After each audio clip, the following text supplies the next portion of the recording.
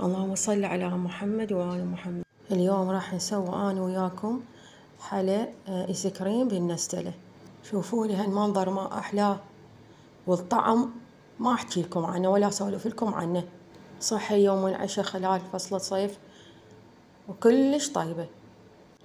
جربوها وكتبوا لي بالتعليقات، وأتمنى منكم لايك واشتراك وتفعيل زر الجرس. نبتدي بسم الله.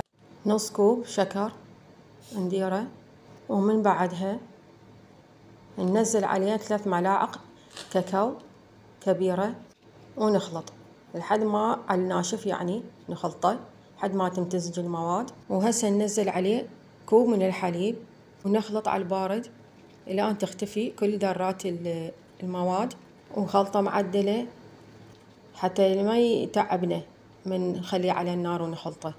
وهسه ارفعه على النار مع الخفق المستمر إلى أن يثخن القوام. بعدها كوب مثلج ماء وكوب كريمة شانتي، ونخلط خلطة جيدة إلى أن يدخل القوام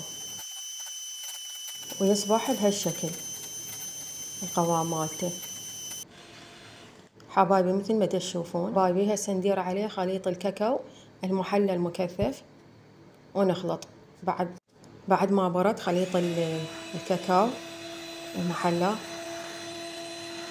ونخلط خلطة معدلة ويصبح بهذا القوام مثل ما تشوفون. ومن بعد نحضر قالب، أي قالب نحلي به قطع البسكت مثل ما تشوفون بهالشكل. صفطها بالتساوي.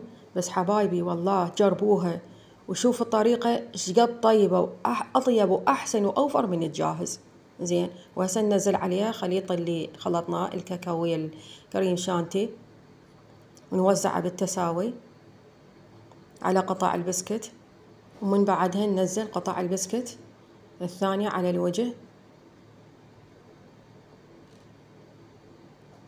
ونوزعه مثل ما أول ما بدينا بأول نستلة بسكوتة. وهسه على الفريز شي 3 ساعات أو 4 إلى أن يتماسك. بعدها نقطعه بالسكين لفصل واحدة عن الثانية حتى يسهل خروجه من القالب مثل ما تشوفون.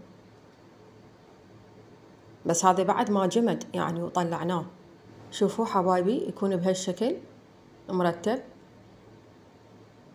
وسهل خروجه من القالب. شوفوا عيني أويلي على هالمنظر اللي يشهي، والطعم ما أحكي لكم، روعة روعة معنى الكلمة والله العظيم. وشكرا على المشاهدة ومع السلامة.